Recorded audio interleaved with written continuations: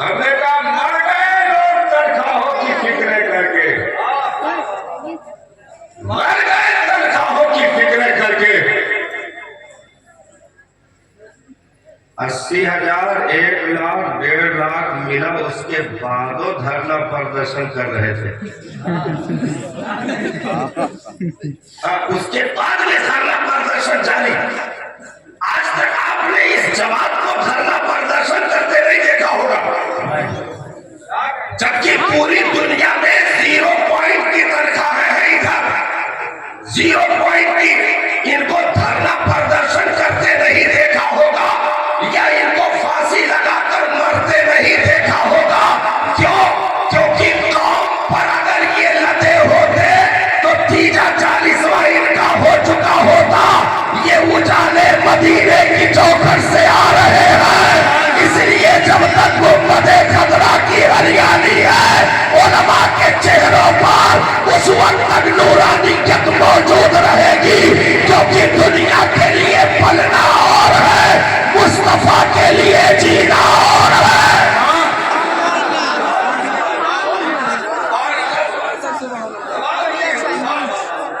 इसलिए कभी तनख्वाहों की दलील बातें नहीं होनी चाहिए। ये दे दिया, वो दे दिया, हमने कहा दुनिया की औकात क्या है जो दे सके। कम तनख्वाह मिलना ये इनकी परेशानी नहीं है, परेशानी उम्मत की है कि ये हीरे रखे गए, अब तुम खिदमतें कैसी कर रहे हो, नापा तुम्हें जाएगा इन्हें नहीं। तुम खिदमतें कैसी कर रहे हो ये मामला अलग है, लेकिन तनख्वाहों पर टिके होते तो कब की ये जमात बुझ चुकी होती। लेकिन 0 पॉइंट सैलरी पाने के बाद भी बादशाहों से भी बढ़कर मुस्कुराहट और चेहरों पर रौनक और लिबास की चमक ये बता रही है ये जलील पैसों का मामला नहीं है, मुस्तफा जाने रहमत की अताओं का मामला है। भाई इसी जलील सोच को लेकर के लोगों ने अपने बच्चों को मदरसों से खींचना शुरू कर दिया। खींचना शुरू कर दिया। अब भाई वकील का बेटा मदरसे में नहीं दिखेगा, कोई होगा तो ना, आज यहाँ मालूम नहीं होता, दूसरे लोग। प्रधान का बेटा मदरसे में नहीं दिखेगा, बड़े जागीरदार का बेटा मदरसे में नहीं दिखेगा। क्यों? क्योंकि वो जलील डिग्रियों के सहारे फ्लाइट से उड़ाकर सऊदी दुबई की दलाली के लिए उसे तैयार कर रहा है। हमने कहा करो बेटा करो, तुम उस दलाली करके बहुत बिल्डिंग तो बना सकते हो, मरमर भी लगा सकते हो, लेकिन जहां ये जूते रख देंगे वहां वो मुल्क भी बराबरी नहीं कर सकते।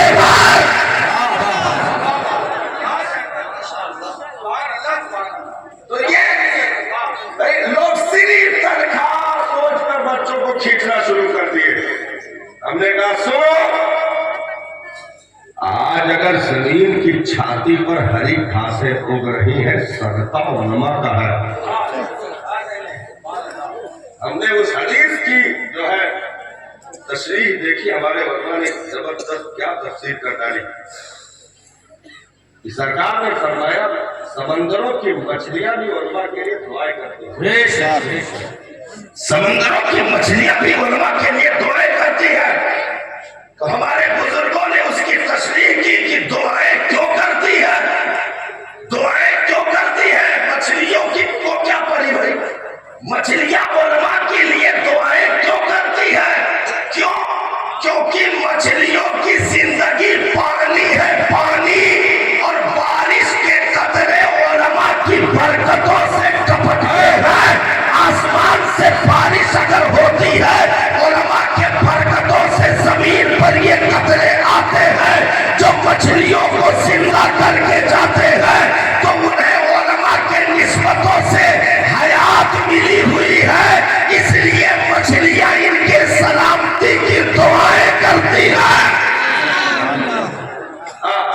इसलिए हम मुकद्दर के धनी हैं अल्हम्दुलिल्लाह। भाई बुजुर्गों ने फरमाया जिसके 2-4 बच्चे हो एक दीन के नाम पर सदका कर दो। हम तेज ज्यादा स्टार्टिंग ही से बोलना इसलिए शुरू कर दिए कि तोहरे चुपाएगा और सही चुपाएगी। अब तकरीर हो जाएगी इंशाअल्लाह। हाँ देखो अभी कहाँ शुरू हुई, अभी तो मौलाना हाथ धुल रहे हैं, बाराकल्ला कहने तक पता नहीं कहाँ जाना पड़ेगा। तो नहीं बहुत खूबसूरत भाई देखिए ये असातिज़ा इन उलमा के अखलाक और किरदार की एक चमक दिख रही है। अगर ये गली कूचों में बगावतों में रहते तो मखलूक किनारे ना आती, क्योंकि ये आते नहीं है भेजे जाते हैं। ये आते नहीं है भेजे जाते हैं। तो उलमा के किरदारों कैरेक्टर इदारे के इतने रोशन अल्हम्दुलिल्लाह कि फील्ड कम पड़ गई, जगह कम पड़ गई, कुर्सी कम पड़ गई, फिर भी लोगों के तांते लगे हुए हैं। ओ अहले सुन्नत वल जमाअत के दीवानों फकीरों, हम तुम्हें मुबारकबाद देंगे। आज गुलशने मदीना की खुशबुएं लेकर इस फील्ड में बैठ करके मदरसा गुलशने मदीना के तरक्की की दुआएं करके जाना, क्योंकि इसकी 4 दीवारियों में आलिम हाफिज नहीं बल्कि कौम के इमाम पैदा किए जाते हैं, कौम के पेशवा पैदा किए जाते हैं। क्योंकि मदरसा उसे कहते हैं जहां कौम की तकदीरें लिखी जाए उसे मदरसा कहते हैं, जहां हुर्रियत की तहरीरें लिखी जाए उसे मदरसा कहते हैं, जहां फजले खैराबादी जैसा जाबाज पैदा कर दिया जाए उसे मदरसा कहते हैं, जहां मुफ्ती सदरुद्दीन आजुर्दा, इनायत अहमद काकरोली, सैयद किफायत अली काफी जैसे हीरे पैदा कर दिए जाए उसे मदरसा कहते हैं। अरे जहां इमाम अहमद रजा खान मिल जाए उसे मदरसा कहते हैं।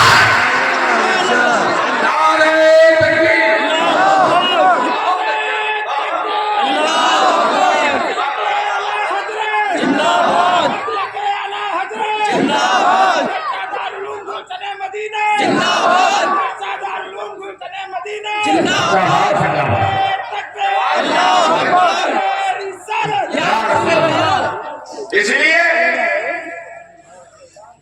ये तमन्ना लेकर के उठना आज की नशिश से कि मेरे मालिक चूक हो गई, देर तो हो गई है, लेकिन 1-2 साल सही मैं अपने लाल को, अपने लखते जिगर को यहां देखना चाहता हूं, यहां देखना चाहता हूं। क्योंकि दुनिया में आरजी दूल्हा तो हर कोई बन जाता है। जो हरी लाए मुझ तो जिंदगी ना पढ़ पाए वो दूल्हा बना रहा। एक मिला का हरी लाए मुझ तो पढ़ाओ है तो हुलू हुलू करता।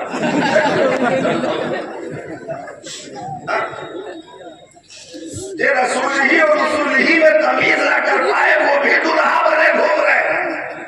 तो आरजी 10,000 का सेहरा गुलाब लाद के घोड़ा गधा पे बैठ कर दूल्हा बनना और है मुस्तफा की अताओं का ताज पहनकर दीन का दूल्हा बनना और है। ये वो नशा नहीं जिसे तुलसी उतार दे। मैदान महशर तक ये हरारतें पहुंच कर रहेगी साहब, क्योंकि सरकार ने इरशाद फरमाया जन्नत के 100 दर्जे हैं। कितने दर्जे हैं? 100। अरे बोलो ना तो।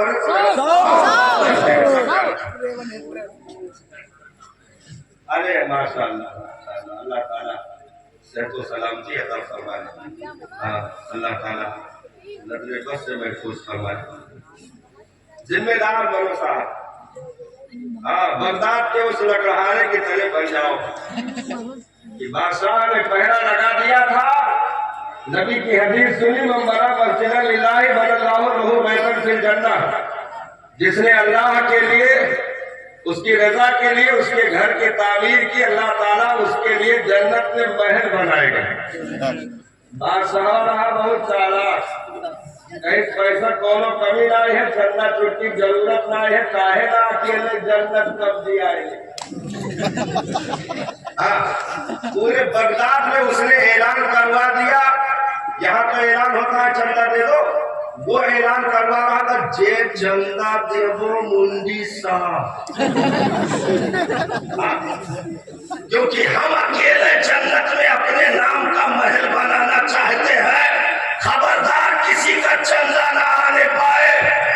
गरीब सिसक कर झोपड़ियों में बैठ गए, क्या करे साहब, अपनी औकात नहीं कि अकेले मस्जिद बना दे, आज बन रही है तो शामिल होने के लिए भी ये मामला आ गया कि अगर जाए तो गर्दन काटी जाए।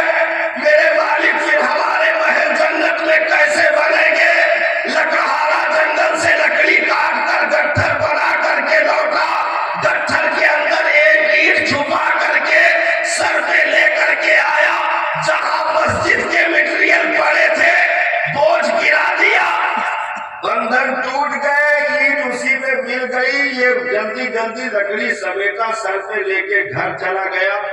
कंप्लीट हुई, बादशाह ने ख्वाब देखा जन्नत में महल और मेरा नाम भी महल पर और बगल में लकड़हारों का नाम। बगल में लकड़हारे का महल उतरेगा, उसका भी नाम लिखा हुआ था।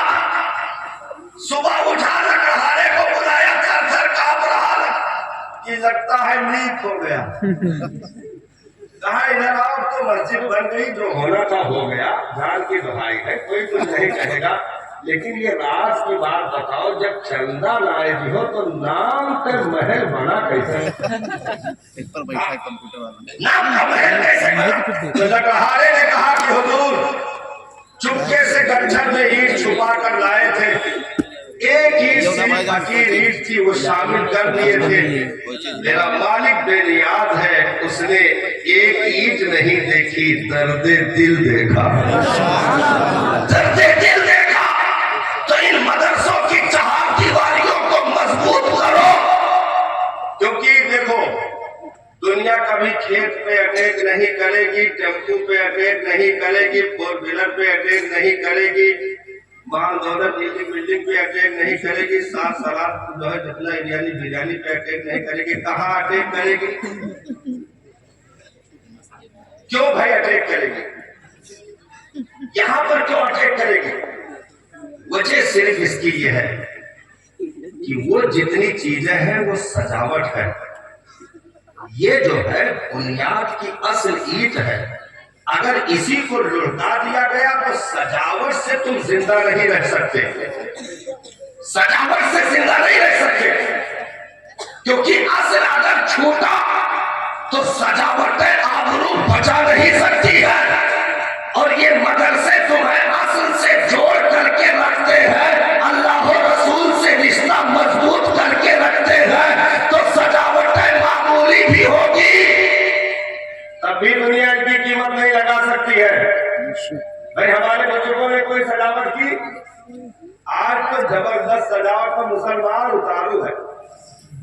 हाँ, वो डाली लिपस्टिक है, मेंस पार्लर, वुमेन्स पार्लर, सारे आलर पार्लर। हमने कहा पार्लर किसको कहते हैं, तो किसी ने कहा यहाँ पुरानी बिल्डिंगों को नया किया जाता है। चालीस सब सजावट करके आ गया। हमने कहा चलो चेहरे की सजावट, अंग्रेजों की मुर्दा जबान कारी की सूरत में गले में पहन लिया, कोट पहन लिया, ये किरीच वो किरीच, लेकिन पैंट नहीं पहना। तो अब बताओ ये ऊपर की सजावट काम कर जाएगी? नहीं, असल पैंट काम वो पहने होते तो क्रीम कम लगी होती तब भी इज्जत बच जाती, मेकअप कम होते तब भी इज्जत बच जाती, क्योंकि असल आपके पास मौजूद था। ऐसे ही दुनिया के जितने अंग्रेजा या जितने कंप्यूटर या जबाने हैं, ये सजावट है, सजावट। 4 अंगुल से ज्यादा नीचे तक तजावुज नहीं कर सकती है, और दीन का इल्म बुनियाद है, बुनियाद। ये अगर बाकी रहा, अंग्रेजी कर सकता है, क्योंकि हमारे फकीरों ने मामूली टोपियां रख करके सलातीने जमाना की खुलून की पगड़ियों को अपने कदमों पर झुकने पर मजबूर कर दिया, क्योंकि की मोहम्मद से वफा तूने तो हम तेरे हैं, ये जहां चीज है क्या लोहो कलम तेरे हैं। तो हम सजावटों पर लग गए।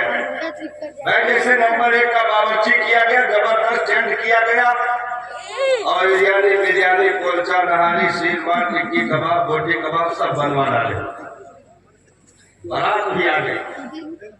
लेकिन यह राय तय है कि केकरे साथे शादी हुई। असल छोड़ दिया तो अब टेंट की इज्जत नहीं बचा पाएंगे, क्योंकि असल अगर बाकी होता, मामूली चादर भी बिछा देते तब भी इज्जत बच जाती।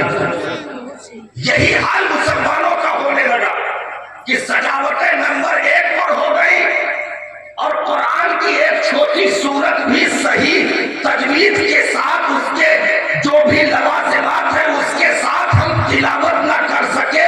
कौसर हो या सूरह इखलास हो, छोटी से छोटी सूरत से हम यतीम होने लगे, और सगी माँ के जनाजे पर सगा बेटा दुआ पढ़ने के काबिल भी नहीं रहा। तो सजावटें तो नंबर 1 की हो गई, तादाद जितनी है कभी नहीं थी, दौलतें जितनी है कभी नहीं थी, बिल्डिंगें जितनी है कभी नहीं थी, लेकिन जिल्लतें जितनी है कभी नहीं थी। सही बात है, जिल्लतें जितनी है कभी नहीं थी। क्यों? क्योंकि हमने असल से रिश्ता तोड़ना शुरू कर दिया।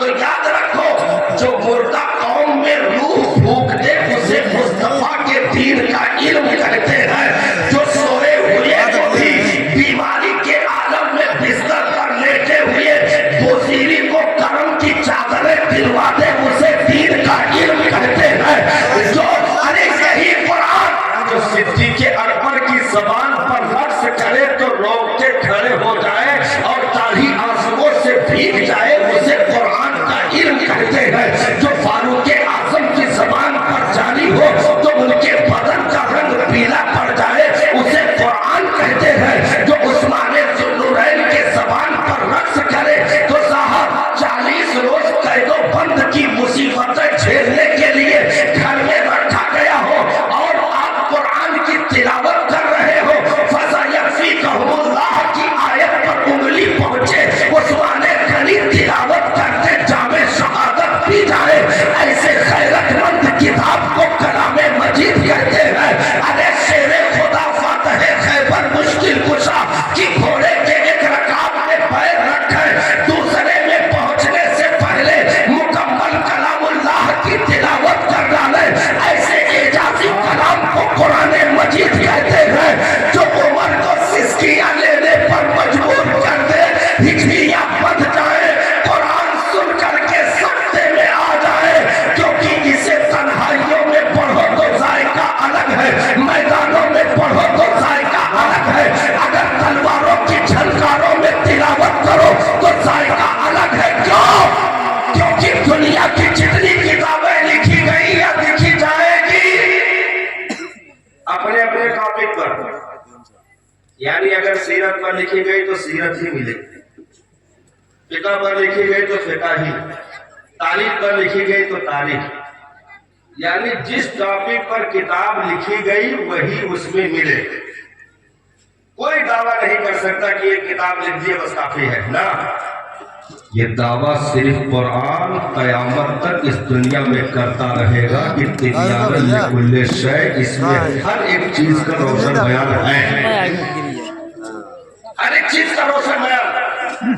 और भाई डॉक्टर आए तो उसे उसका खजाना मिल जाए, मुत्तकी आए तो उसे उसका खजाना मिल जाए, हकीम आए तो उसे उसका खजाना मिल जाए, यहाँ तक कि फलासफर साइंस और ज्योग्राफी में परवास करने वाला आए तो कुरान से उसका खजाना।